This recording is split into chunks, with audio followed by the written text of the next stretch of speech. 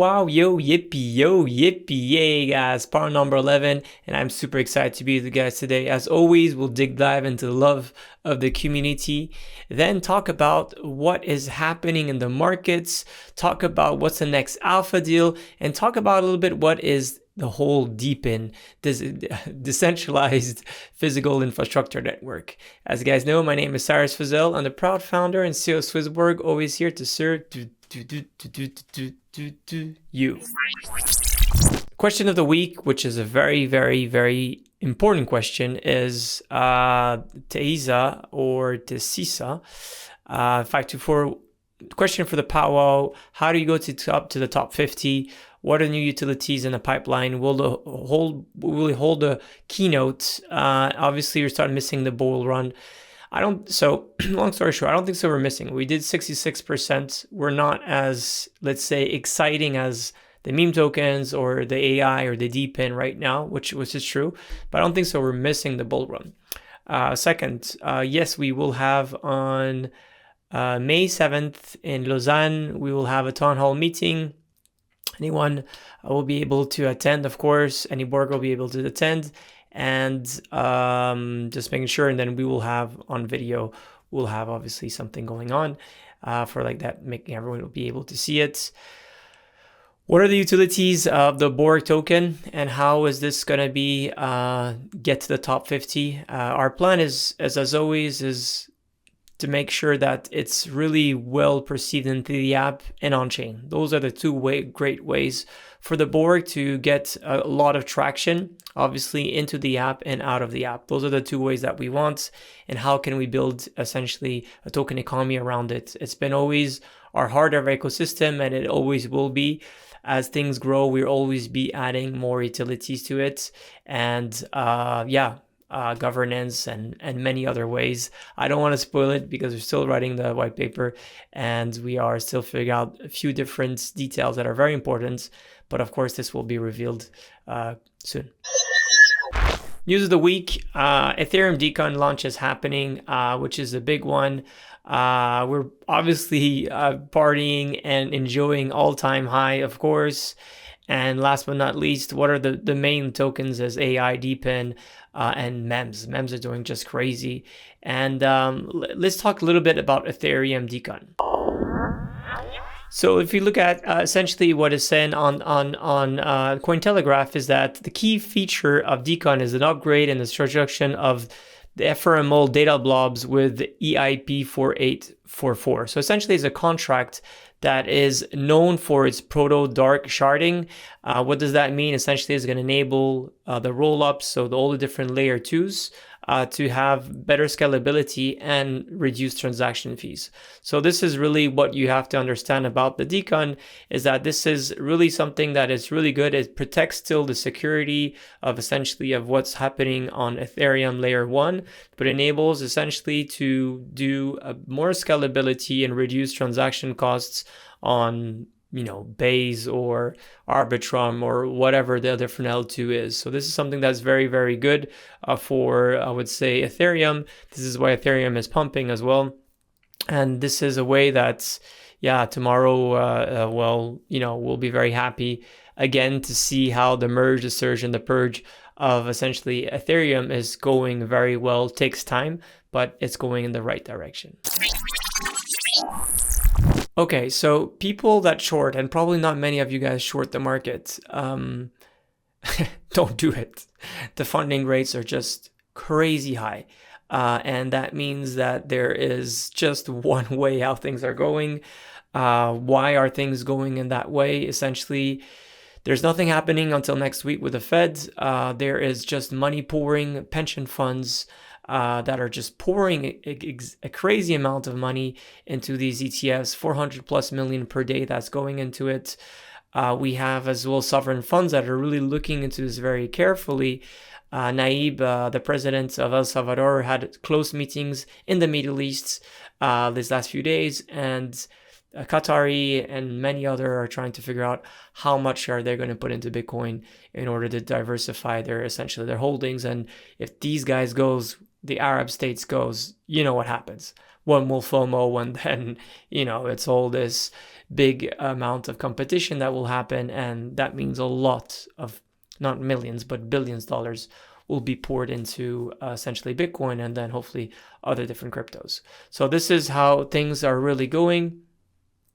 If you look at the heat map of the funding rates that we could see, is that a lot is done in the top essentially holdings. So really from essentially Bitcoin and Ether, but you're seeing as well other different essentially tokens that are getting as well some nice high funding rates, meaning that people are long pretty much on everything. Last but not least, in a macro picture doesn't mean we're in a great stage. And again, which that means if we're not in a great stage is that some banks are now going to get into a position where they will need to have new debt to be funded for them. And for that, there's whether one way is that they continue plans to help the banks, or essentially they are able to cut the rates. I presume it's going to be a mix of the two. So we'll see what happens next week. Probably rates won't be cut, but we'll have some mentions that this summer things will essentially, rates will cut, and then eventually, what does that mean? That means this market will go bananas. And if it doesn't go this summer, most probably will go in early Q3, Q4 probably of this year. So our overall things are very good, and I have even more good news for that. So if we look right now at essentially USDC, there's a very big amount of money that is pouring in, right? Within essentially just a month, this was in February, we have from 27 billion, it went to essentially 30 billion. So we have 10% of more USDC into crypto. This USDC is ready to buy anything at any time, right? Then what we have as well is that things are getting even a little bit better when we go obviously with USDT, which essentially in that same span of month, we went from 96 to 102 million. So this is again a little 6 billion there, 3 billion over there, total 10 billion. If you look 10 billion on the overall essentially in the overall markets of stablecoin, that's almost essentially 8% in total of more funding. So that's really, really good. And this is what I mentioned earlier. If you look at what people believe is that starting July, we will probably cut rates. This is what people believe on the CME. So most people think that we're going to have a very nice summer, pretty much in terms of going to risky assets, which is always a good way to see things, and that these rates will probably cut even more gradually on a quarterly basis, 25 basis points as things follow, right? So this is always positive news, and it doesn't mean that on the short time they won't have some reversals. We might go for a flash crash where we'll lose 20-30%. This will be a great time to, of course, recharge essentially your crypto holdings, but nothing to be very afraid about. It looks on the long run that we're going into this super cycle. And talk about super cycle, things are going pretty much all green.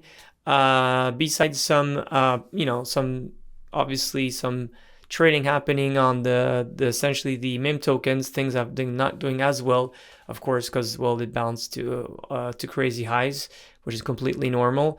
And talking about great projects, Near is one that is getting a lot of hype right now. And the last cycle, Near was trying to do some social media, was trying to do some NFTs, and missed completely the DeFi train. And now I think which is very interesting is that Near is trying to focus really on AI and deepen. So this could be very, very interesting if they do. There is a huge pump that happened recently, and it's because the NVIDIA, the Near founding team are going to be at the NVIDIA conference. So maybe there's something that's going to be released. Who knows what's going to happen? But Near is always on one of the big blockchain that doesn't have really discover, great applications yet. But hopefully with AI and Deepin, this will change. So I've asked myself, how is Deepin something that is really great to ChatGPT? And it's a funny joke because when you think about it, ChatGPT probably will be one of the greatest things to have Deepin, and how to decentralize it. Do I believe in Deepin? 100%. I was a big token holder of Storage, for those who remember, in 2017. I just never really got to where it wanted to, but it's probably still a big project, by the way.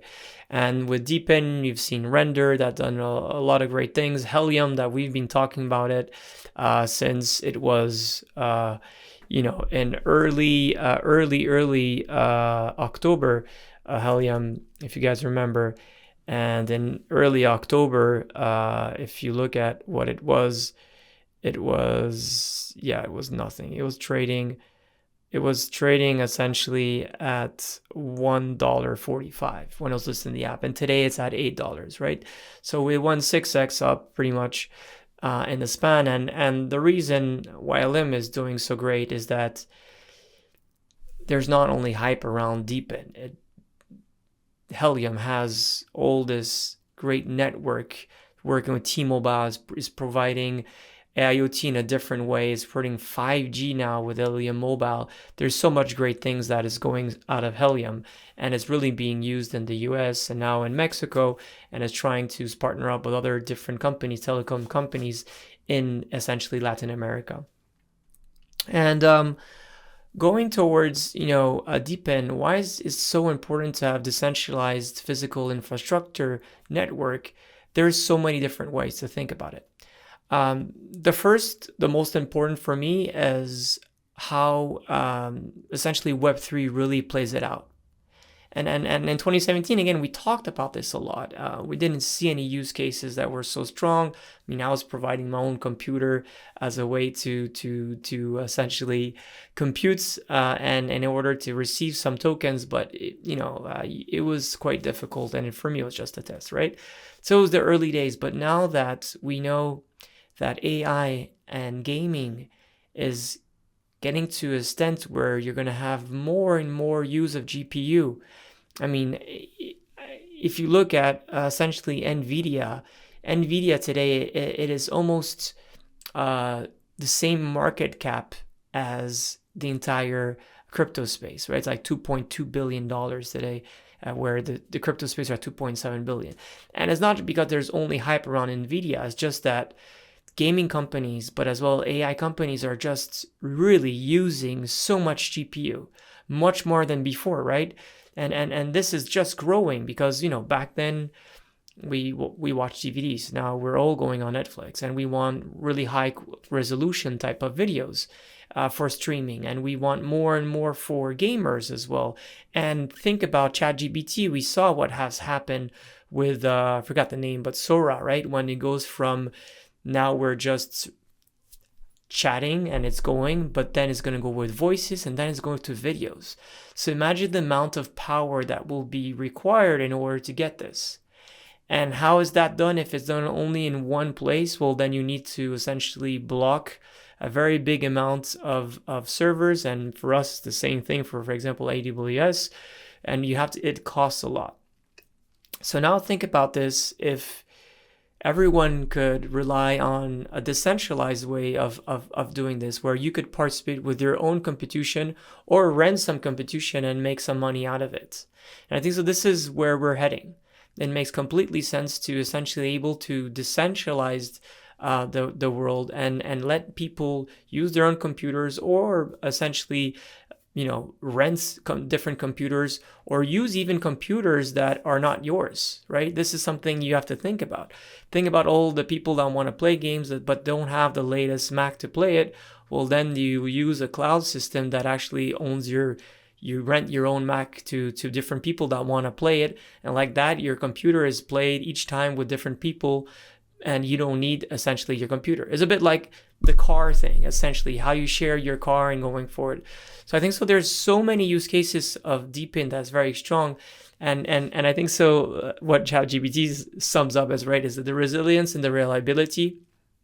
This is one of the great thing. And I think so what that is the enhanced security, right? If you are now on a lot of on a decentralized physical infrastructure, you will have a much better security. Because if, for example, one data server blows up, what happens? Well, then you're dead. You lose everything. And this is the case, for example, for SwissBorg. We have to manage to have a lot of different places that there's recovery. But if it's decentralized, then things get much better, much better. Then is efficiency improvements. So I just said is that you could essentially allocate times when you're using these different computers. It's been about sharing the time when one user goes on one, then when he leaves that computer, then you use that computer at the same time. So you're able to really to optimize this in the best way possible.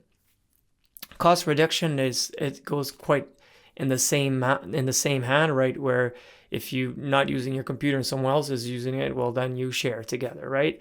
So you have this, which is great. Then there's all this transparency that could go with trust.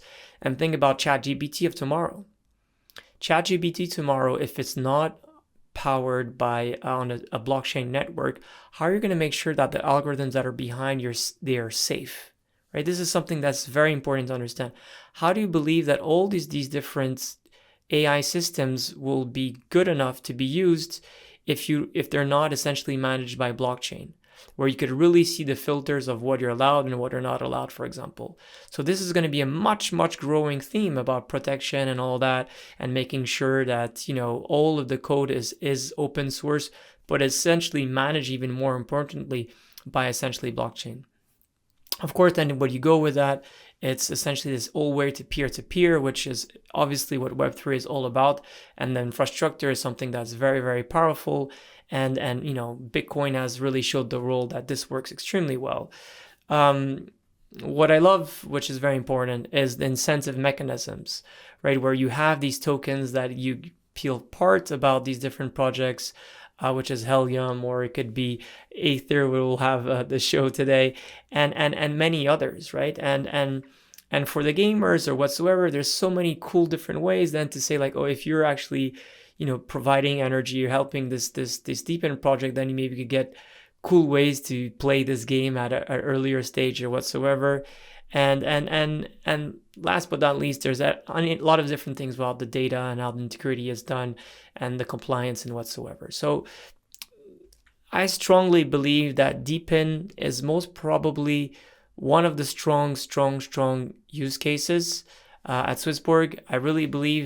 I personally really strongly believe that, Deepin is really something huge. It's something that really gets to the core of what we're doing, right? How you will be able to provide 5G internet to everyone in the world in the best way possible. How will you be able to finally offer, the best rendering around AI and of course around gaming? And how to make it even more beautiful is essentially to decentralize this. This was a hope in 2015, 2016, 2017. We forgot about it. There's still Filecoins and different other old school projects that were working hard towards that. But now we're seeing definitely a huge demand out of it. And we see strong use cases because it won't work if it's just completely centralized going forward. There's so many limitations to that.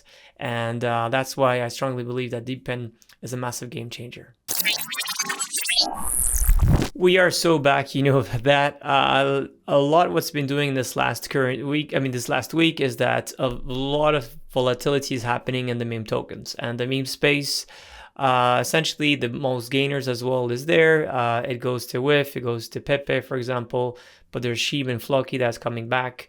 And the top research, of course, as well, essentially, is most of the meme tokens and, of course, Bitcoin that's pumping. A lot of people are always wondering why we list or why we should not list meme tokens. And this question we should try to open our minds. I shared this a few times in the past. Since 2017, I personally bought meme tokens, and then when I was looking after in 2018, 2019, all this bullshit happening around a lot of projects that didn't have any fundamentals, at SwissBorg, we were always trying to say, okay, what are the strong utilities behind this token, this token, and this token?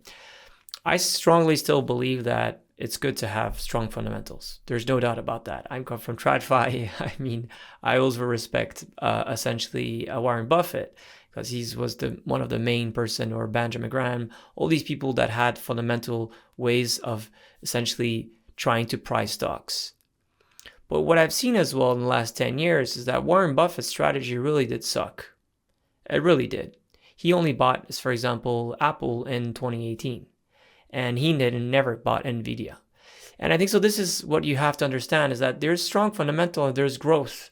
And there's two different type of assets that you should follow, right? Right now, what's happening in AI, well, or deep in, or memes, things are pumping. And it doesn't mean that there's no value in it. And if you want to go even on the other side, is that you could even probably try to find a lot of strong fundamentals in meme tokens. These might sound crazy, but when you think about it, you guys, how much love do you put into your football club, or into a tennis player, or into a hockey team, or into any type of different sports?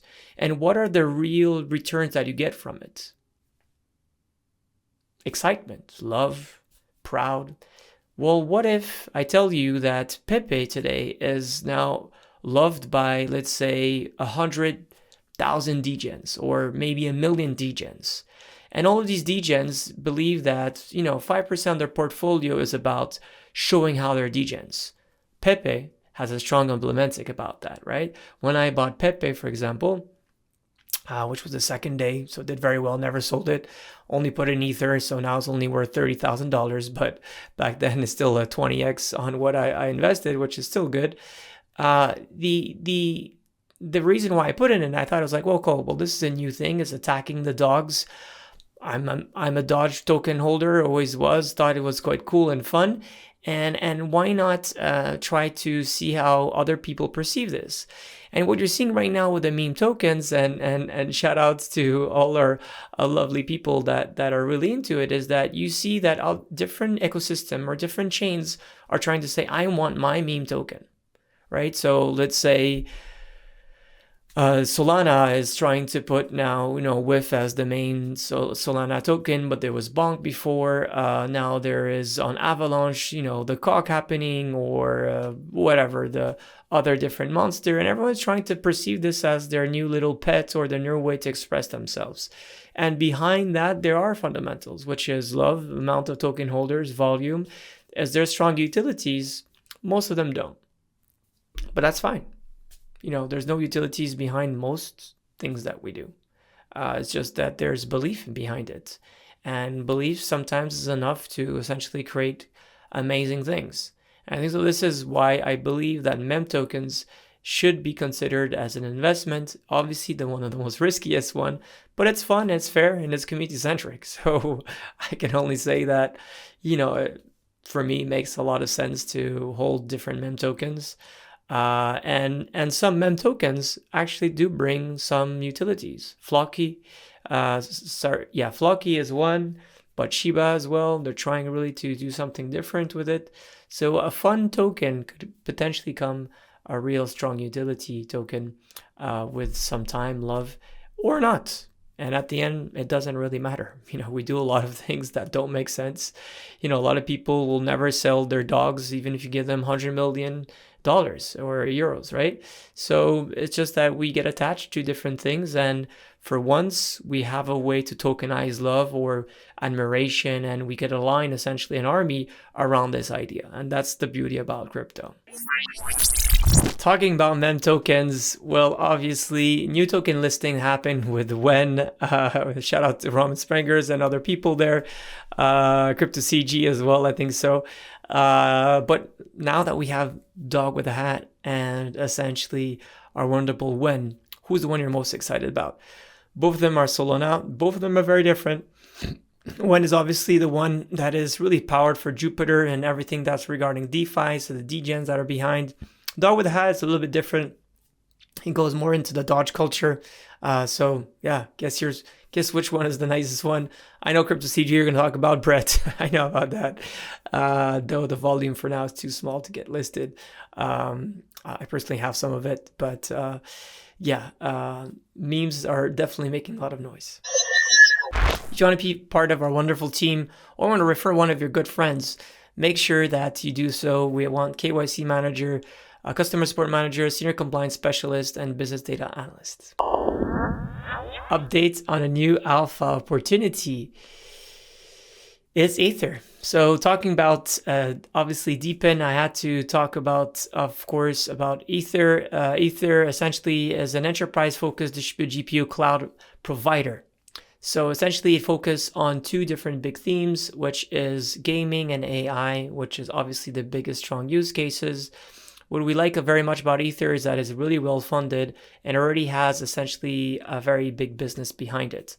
And this is the great thing that's happening right now with a lot of these different projects, is that they originally were into essentially physical infrastructure networks, and now they're decentralizing it. So essentially they're renting out spaces for people to get part of it, and obviously to decentralize it going forward and incentivize people with tokens.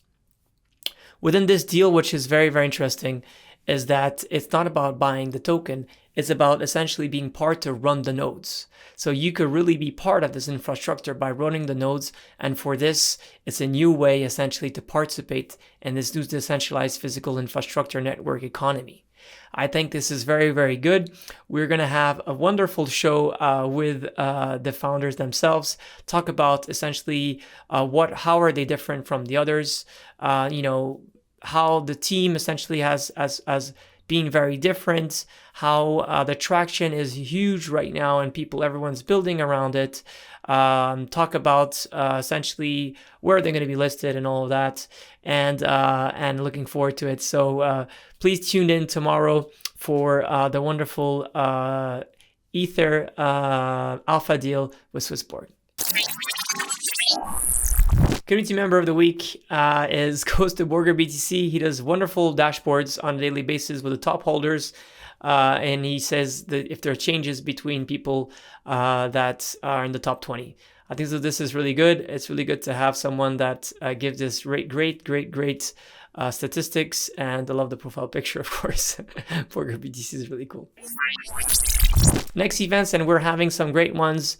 This week, we'll have one in Fribourg tomorrow. We will have as well, next week, we'll be at EPFL conference for blockchain. It's going to be really nice. And then our wonderful Elodie and Gilles are having, we're having a very nice apéro on Monday, 25th in Lausanne. So looking forward to these three events. Chart of the week. It looks like a lot of things are happening around essentially in the first days with Solana ecosystem, as we've been pushing a lot this ecosystem, as you guys know, with the whole entire MEX. And a lot of people are essentially accumulating tokens, and Bonk was still one of the favorite one, which is very interesting to see. Let's see how things evolve. Weekly and Borg data, we are almost 50,000 token holders, premium holders, sorry, and 155 almost thousand. Hopefully next week we'll get to that both threshold. In terms of SwissBorg App data of the week, things are going extremely well. 160 million volume last week, 1,500 Borgers since last week, so that's a very nice one. Then we have 170,000 active users, so people are finally waking up. Good for you, but there's still 300,000 that are just dormant, which I seriously don't understand. This is something that, I don't know. People are probably in the green, or if they're not, it's anyways, very exciting times for them. So why are you guys not waking up? Users assets now almost 1.7 billion, which is fantastic. Number of KYC in the last 7 days, 4,200, which is nice. That means that is roughly, if I'm not mistaken, 600 per day, which is nice. Very much 3 to 4 times more than it was 2 weeks ago, which is showing that we're getting slowly there, and the retail is going to come more and more. And last but not least, the net flow is 8 million, which is nice. Which brings us now to the community index caster score, guys. What is going to be? Is it going to be all-time high with Bitcoin getting there? Yes, it is. 9.8. Congratulations to the entire Borgers. This is a dream come true, but still much more to do. Borgers, what can I say? All-time high for Bitcoin. And A lot of people are probably going to say to you guys that now you're the coolest, person in the family, the nicest guy to your friends, the craziest colleague that you have, and people are going to say you're lucky. And you know that you're not lucky. You're here for the right reason. You're here because you believe in financial independence, financial freedom.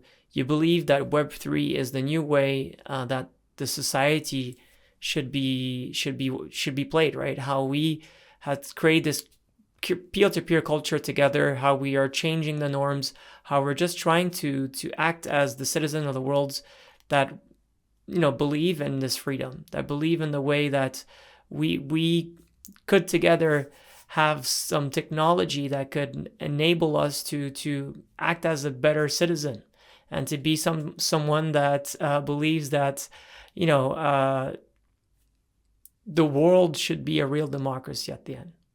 What I love about behind Bitcoin, like people call it a currency or an estate or property, whatever you want, is that behind Bitcoin, there's no politic agenda besides uniting all of us. There's no color behind it. There's no religion behind it. It was my dad's 80th birthday. And he's still based in Iran. There's no way for him to live a great life. And I was very happy to send him some Bitcoin for his 80th birthday last week. And, he was super happy about it. And that's why I feel like, well, that makes a change. There was no way else I could be in contact or send him any money. And I think so that's how you, at the end, you're able to fulfill, something new. You're able to believe in something that has more value than what we've been forced to buy and to use. I think so. This is the beauty that's behind it, is that we're finally living something that's very, very different. And of course, there's some bullshit and there's some scams and whatsoever. But more importantly, there's a new way, a new order that we as citizens could finally find and tokenize what we love the most and be able to live it. Deepin now is getting more and more into this new era where you're going to finally be able to take part by renting space and getting rewarded for such, providing your Wi-Fi, your 5G, and different ways that we as humans could share essentially value and get rewarded for that. And that's the very exciting part. Not only you could share, you get rewarded. It's a real meritocracy that we're building, and it looked like it's inevitable, right? What people now had doubts a few months ago, things has completely changed. And there's still a lot of work to be done. I'm not saying that, but this new chapter shows us a lot of hope, a lot of crazy good amount of energy and karma. And of course, we still have to work hard on how the Borg is going to offer this to the entire ecosystem. But we're definitely in new territory, in a new chapter, and I am more bullish than ever. So as always, be healthy, be wealthy, love our Borg and equity. Take care, guys. Bye. Thank you for watching our weekly Pow Wow episode. If you enjoyed the show, make sure to leave a like. And if you didn't, tune in next week anyway, so that you can figure out if it's better then. Bye!